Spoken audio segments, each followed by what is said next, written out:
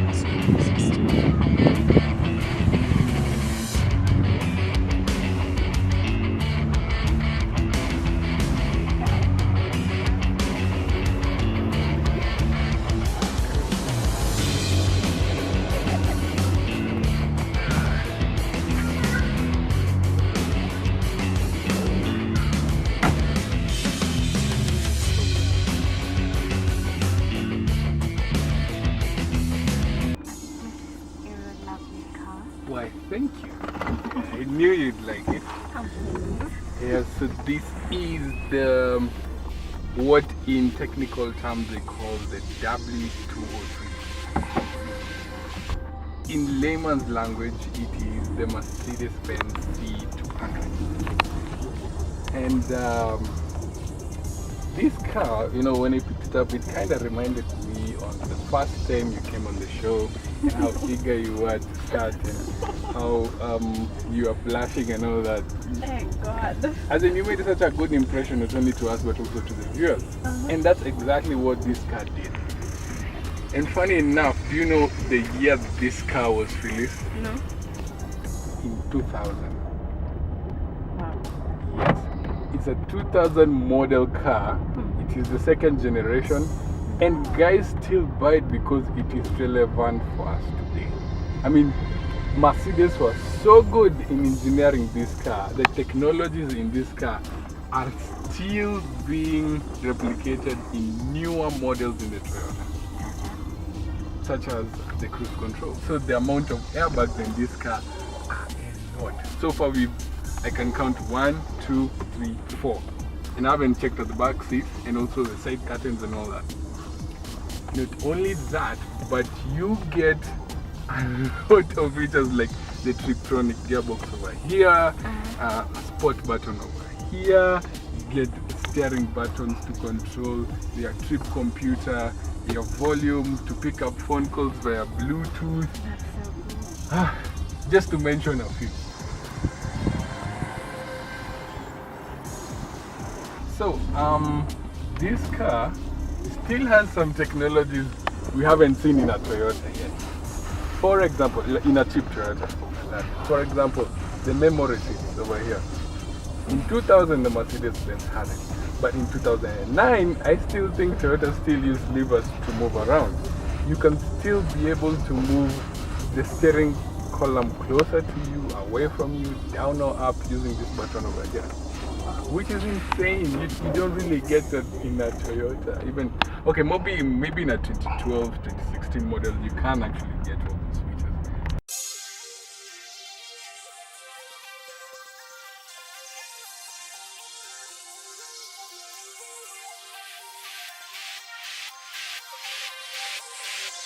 But to be fair, it's not only Toyota, but also cars at large. Mercedes is the benchmark in making certain luxury stuff. So what's your first impression of the car? Looks fancy. Looks fancy. How does it ride? I don't know if it's quiet. I can't say it's quiet. Because it's music. It's sweet? Noisy. Noisy. Well, you will expect that to a car that's almost as old as a Class 8 Pilgrim. Nice. You know what? This car doesn't lack to turn people's heads wherever you go. And I think that's what makes it very special even among the Kenyan buyers. What I like about the car is the fact the steering is heavy. You don't have a handbrake, as you've noticed. It's a foot brake. And you get to press a button for it, so you have to pull something in so that the handbrake can disengage. The visibility at the back is not too shabby, it's actually pretty good on both sides. But I would say this car has a lot of automated features, including when you enter the car and it's way too cold, all you have to do is press this button there to warm your bottom. Yes.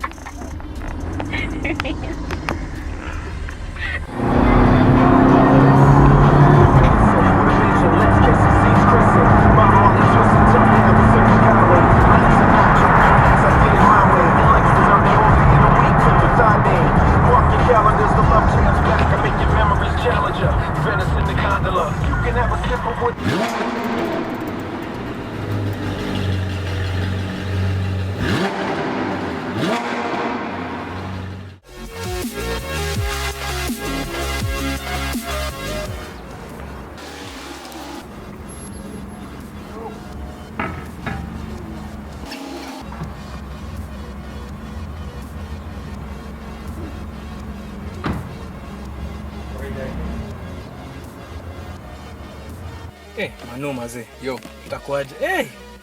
Kuona ume-upgrade hivi yani. I had to, man. I just had to upgrade, man. Sawa. See, what do you think?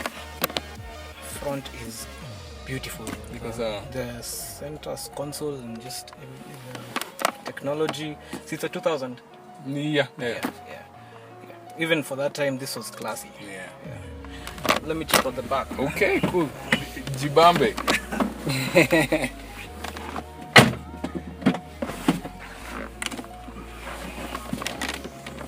So, it's spacious, really spacious. Even for Nissan's, like I'm just comparing to the competitor models. Yeah, it's really good. They maintain the wood trim and the leatherette upholstery. Yeah. Okay. It's good, yeah. Head rest and feet. You get quite a lot of space. Yeah, there's a lot of space, yeah. It's a car you definitely want to ride along at the back. This is a good luxury family car. Okay. Yeah. So. And that brings me to Info Center for today. Okay, so Info Center. Today we have DT Dobby releasing the new E-Class models for 2016. Okay. When you're speaking of the E, you mean that's the E-Class Mercedes-Benz? Yes. Because the one we are in right now is the C-Class, right? Yes, this is the C-Class. Okay, so now they are releasing a much more bigger, more luxurious model in the lineup, which is the E-Class, right? I'd say more luxurious, more technology, and more eco-friendly. More eco-friendly? Yeah. So then what makes them, what do you think they'll bring to the Kenyan market that's really amazing? Well, for one, the safety introductions for this year, they come with side bolsters. Like you've heard of collision detection systems. Yes. Now imagine that for the side, where if the vehicle detects an impact from like an accident incoming, there are side bolsters which automatically activate and the occupant is pushed to the middle of the vehicle, so it mitigates the impact of the collision. Okay. So if anything, you won't have your head banging on the side of the car. No, just like or any projectiles nice. That's actually pretty good, especially when you have kids who like to just be all over the place of the car, right? This is perhaps the most technologically sophisticated vehicle on the road today.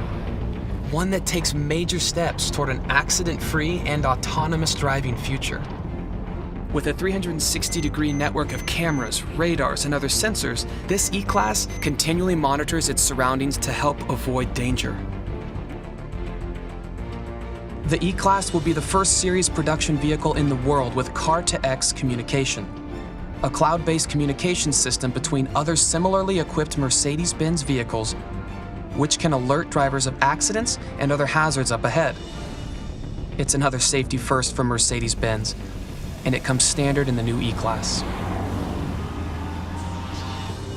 There's also optional pre-safe impulse side. In the event of an unavoidable side impact, an air cushion in the seat bolster will push the occupant away from the door and toward the center of the vehicle, potentially reducing the load of the impact on the passenger. Pre-save sound, another Mercedes-Benz first, also goes into effect before impact. This ingenious safety feature uses the car's own sound system to emit a short interference signal that triggers the ear's stapedius reflex, causing a tiny muscle to contract in the middle ear and helping to reduce any hearing loss that may result from a loud crash. Simply incredible. And then we have LED technology for the interior, which LED lighting for the interior. So that's going to reduce on, it's part of the energy saving initiative. Yeah. Okay, so if I remember right, Mercedes-Benz also were the first company to introduce an all LED vehicle. Yes. So they'll still follow up. There's no filament bulb anywhere. No. In fact, even for the taillight system, there is now, they've upgraded it to have like a Stardust highlight system. That's optional if you want to be flash like that. Yeah. But on the energy saving thing, I want to add that there is a start and stop. There's a start and start system in place for the engine. For the engine. Yes. Okay, so let's say there's traffic jam and you stop the car. It saves on consumption. It saves. It does better for emissions. Okay, so the engine will just stop until the time you press on the gas pedal. That's when the engine will come on. Ah, nice. So it goes a step further towards the start and stop technology, right? Okay, so what about the engine? How big or how small are the engines?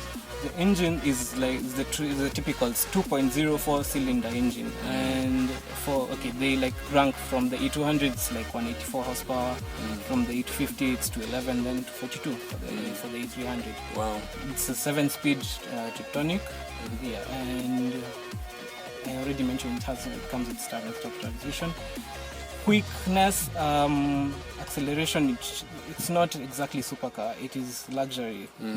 0 to 60 in 6.5. Okay, and funny, that's a very sharp contrast considering that this model, it's the second generation C-Class. It was started in 2000 and ran for about 7 years to 2007. And this car has a 4-speed gearbox. And now the E is being introduced that has a 7-speed. Yes. So that's definitely going to be quicker. It's going to have better shifts, and it's just a whole new world. It's a whole new world because now we're going to like performance. Like the car does more for you than you do for it. Like the Triptonic, it'll shift even. It doesn't incorporate the abilities of the driver. It just enhances on it. Okay, so then, if I wanted to buy an E-Class, how much will I have to part with? Right now, you really want to do that? That's around 85 grand USD. 85 grand. So calculations, maybe let's put it at 9-10 million. 9 to 10 million shillings. Actually, I could be off, but even more. Trust me, it's not a joke. Right? So let's say like maybe the entry level for a Benz will probably be around. Because I've not factored tax, I've just converted just like that. Okay, so wow. The soothing ambient lighting can be configured in 64 different colors, while an extra wide color screen displays your entire world in high definition. From the optional leather upholstery and heated steering wheel to the panorama roof and head-up display, every detail is fully thought out. Every interaction simple and second nature. It's clear to see this is a massive technological leap for Mercedes-Benz. The innovations inside this vehicle take safety, stress relief, and comfort to a whole new level. And one day, we'll be seen inside every other car out on the road. But for now, you'll find them in just one, the all-new next-generation E-Class. Welcome to the future. And I also have some news on the Kenya National Rally Championship. This is the first time that a foreigner has won the Kenyan. How? Why? Honestly, I give props to this guy. This guy is old, he has experience, and he just deserves it, honestly speaking. Okay, you have to be in the circle so that you know the wrangles. He's called Tapio Laukonen. He's a Finn. He actually won the rally he won the Finnish rally in 1996, British in 1999. Then he went into the circuit. He joined the circuit in Kenya in 2012. Oh, okay. Yeah, for the Guru Nanak KCB rally. Yeah. And there have been a lot of rivalry between him, Baldev Chaga, and the champion Jasprit, the champion for last year, Jasprit. Yeah. Wow. Yeah. So there was actually a complaint brought forward by Jasprit last year that he drives an Impreza, that it had things. He had put mods that were not legal or something like that. Then then Laukonen put a counter and complained that the Evo 10 for Jasprit had mechanical problems actually in the last stage, so he was towed away. So yeah, finally Team Kibos just came out and said, you know what, we have reconsidered our position. It's okay, just take it. Wow. Yeah. Wow. That was a touche. Yeah. Checkmate. Yeah. Okay, so then that's really awesome. Yeah, and so there's the team sports. This sports tourism has really been hitting our country. Now we have tourism in our counties, sports tourism, like the Nyaribu time trial that was it 3 weeks ago? Yeah. About that time. Yeah. So I attended. The usual crowd appears. This time I'm talking about 3 GTRs, 4 to 5 Evos, and Subarus like you have never seen. It's usual. Yeah. It was actually the county tourism board initiated the event so that it could bring more tourism to. But actually, you see with events like this, it brings people from Nairobi. Yeah. And the locals, the domestic people just give it a wide berth because it was short notice, and then it's 1,500 to enter, and nobody appreciates rallying around the county. Okay, as per the moment, right? But you see, the people from Nairobi come and they enjoy themselves, and now they have to spend the night in the area. So they go where? They go to the next town, which is Nyeri. Yeah, and they spend the night there. Yeah, that was actually some really good initiative, especially in the domestic tourism sector. Yeah. All right, cool. Then we hope that another county will take it up. So now we can even be touring all Kenya, just going for... Usually it's usually in Kitui County with Masinga, and Kiambu with Kiamburing, or Nairobi or Murang'a, the Murang'a TT. But it's good that they're expanding actually. Yeah. Okay, so basi. And I think that brings us to a close of Info Center. Yeah. Till next time. Okay, so do you mind if I drop you home? Sure. Yeah, sitting back left like the president. Okay. Where to?